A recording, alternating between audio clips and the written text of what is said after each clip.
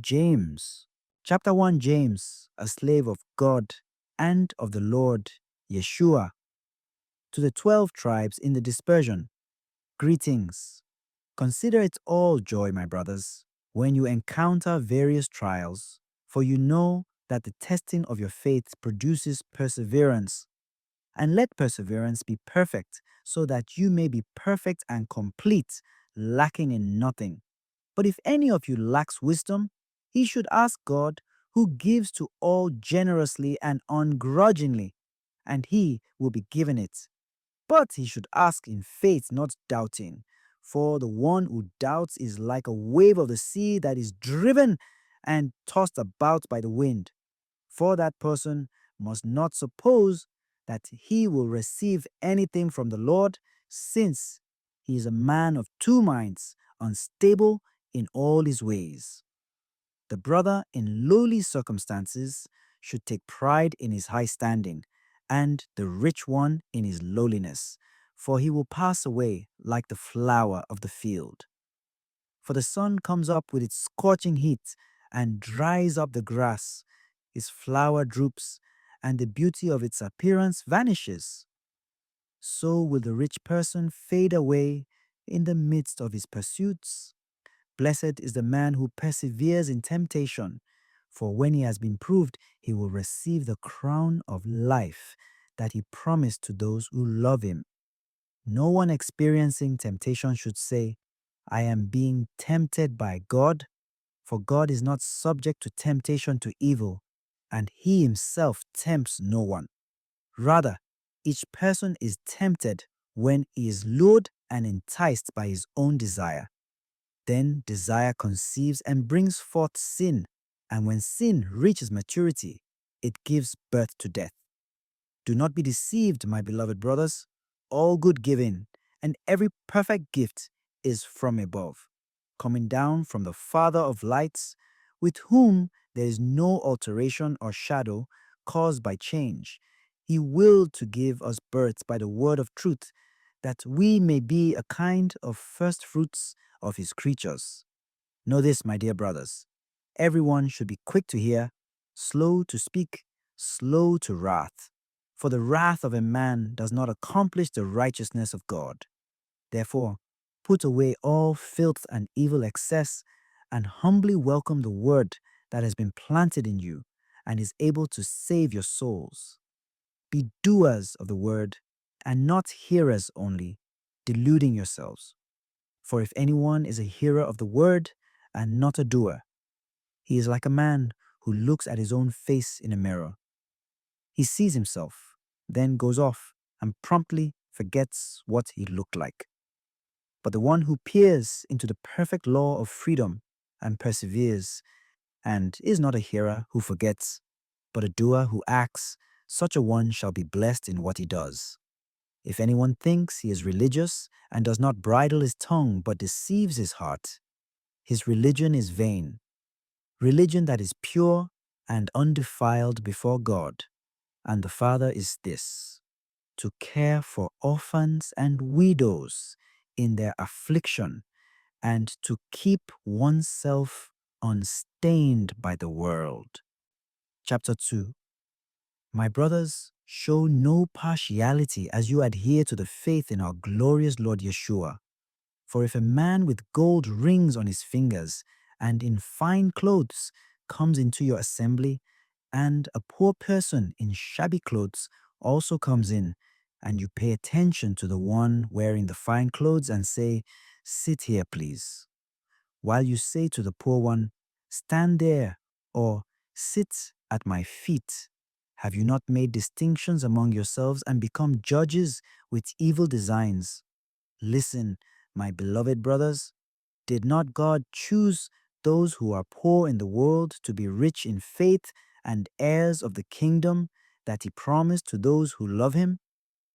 But you dishonored the poor person. Are not the rich oppressing you? And do they themselves not haul you off to court? Is it not they who blaspheme the noble name that was invoked over you? However, if you fulfill the royal law according to the scripture, you shall love your neighbor as yourself, you are doing well. But if you show partiality, you commit sin and are convicted by the law as transgressors. For whoever keeps the whole law but falls short in one particular has become guilty in respect to all of it. For he who said, "You shall not commit adultery," also said, "You shall not kill." Even if you do not commit adultery but kill, you have become a transgressor of the law. So speak and so act as people who will be judged by the law of freedom. For the judgment is merciless to one who has not shown mercy. Mercy triumphs over judgment. What good is it, my brothers, if someone says he has faith but does not have works? Can that faith save him? If a brother or sister has nothing to wear and has no food for the day, and one of you says to them, "Go in peace, keep warm, and eat well," but you do not give them the necessities of the body, what good is it? So also faith of itself, if it does not have works, is dead. Indeed, someone might say, "You have faith and I have works." Demonstrate your faith to me without works, and I will demonstrate my faith to you from my works. You believe that God is one. You do well. Even the demons believe that and tremble. Do you want proof, you ignoramus, that faith without works is useless? Was not Abraham our father justified by works when he offered his son Isaac upon the altar? You see that faith was active along with his works, and faith was completed by the works. Thus, the scripture was fulfilled that says, "Abraham believed God, and it was credited to him as righteousness, and he was called the friend of God." See how a person is justified by works and not by faith alone. And in the same way, was not Rahab the harlot also justified by works when she welcomed the messengers and sent them out by a different route? For just as a body without a spirit is dead, so also faith without works is dead. Chapter 3. Not many of you should become teachers, my brothers, for you realize that we will be judged more strictly, for we all fall short in many respects. If anyone does not fall short in speech, he is a perfect man, able to bridle his whole body also. If we put bits into the mouths of horses to make them obey us, we also guide their whole bodies. It is the same with ships. Even though they are so large and driven by fierce winds, they are steered by a very small rudder wherever the pilot's inclination wishes. In the same way, the tongue is a small member and yet has great pretensions. Consider how small a fire can set a huge forest ablaze. The tongue is also a fire. It exists among our members as a world of malice, defiling the whole body and setting the entire course of our lives on fire, itself set on fire by Gehenna. For every kind of beast and bird, of reptile and sea creature can be tamed and has been tamed by the human species, but no human being can tame the tongue. It is a restless evil, full of deadly poison. With it we bless the Lord and Father, and with it we curse human beings who are made in the likeness of God. From the same mouth come blessing and cursing. This need not be so, my brothers. Does a spring gush forth from the same opening both pure and brackish water? Can a fig tree, my brothers, produce olives, or a grapevine figs? Neither can salt water yield fresh. Who among you is wise and understanding? Let him show his works by a good life, in the humility that comes from wisdom. But if you have bitter jealousy and selfish ambition in your hearts, do not boast and be false to the truth. Wisdom of this kind does not come down from above, but is earthly, unspiritual, demonic. For where jealousy and selfish ambition exist, there is disorder and every foul practice. But the wisdom from above is first of all pure, then peaceable, gentle, compliant, full of mercy and good fruits, without inconstancy or insincerity. And the fruit of righteousness is sown in peace for those who cultivate peace. Chapter 4. Where do the wars and where do the conflicts among you come from? Is it not from your passions that make war within your members? You covet but do not possess. You kill and envy, but you cannot obtain. You fight and wage war. You do not possess because you do not ask. You ask but do not receive because you ask wrongly, to spend it on your passions. Adulterers, do you not know that to be a lover of the world means enmity with God? Therefore, whoever wants to be a lover of the world makes himself an enemy of God. Or do you suppose that Scripture speaks without meaning when it says, the Spirit that He has made to dwell in us tends toward jealousy, but He bestows a greater grace? Therefore it says, God resists the proud, but gives grace to the humble. So submit yourselves to God, resist the devil, and he will flee from you. Draw near to God, and he will draw near to you.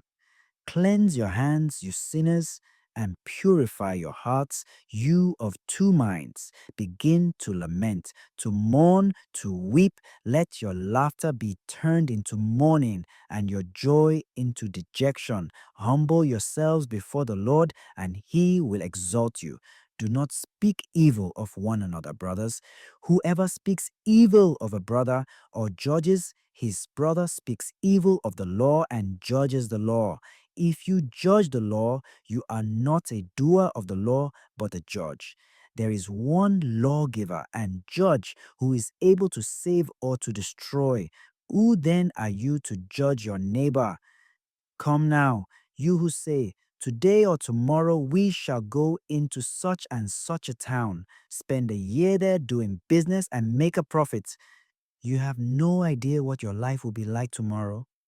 You are a puff of smoke that appears briefly and then disappears. Instead, you should say, if the Lord wills it, we shall live to do this or that. But now you are boasting in your arrogance. All such boasting is evil. So for one who knows the right thing to do and does not do it, it is a sin. Chapter 5.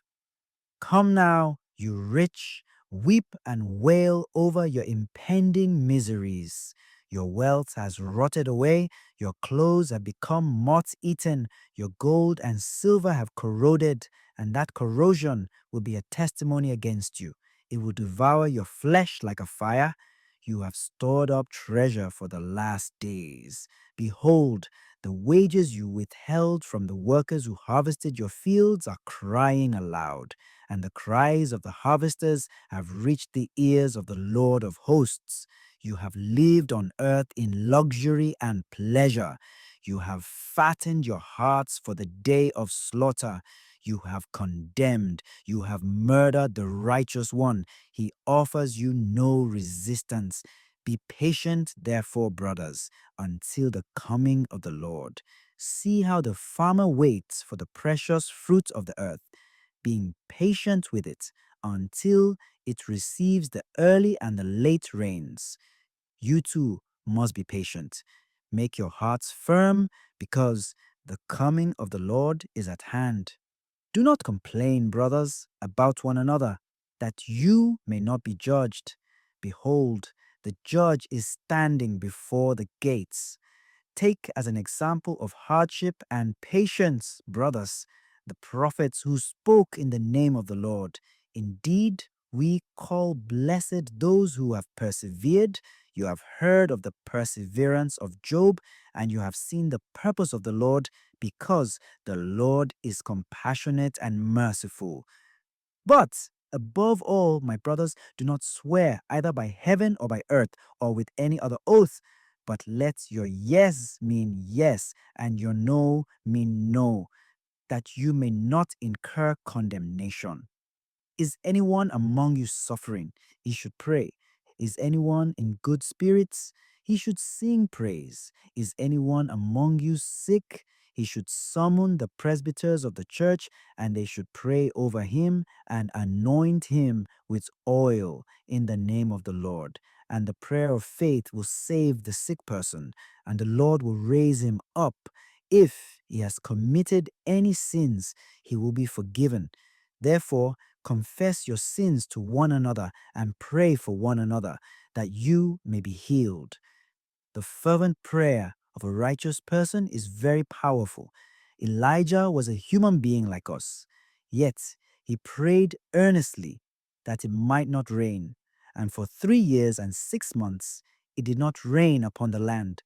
Then he prayed again, and the sky gave rain, and the earth produced its fruit. My brothers, if anyone among you should stray from the truth and someone bring him back, he should know that whoever brings back a sinner from the error of his way will save his soul from death and will cover a multitude of sins.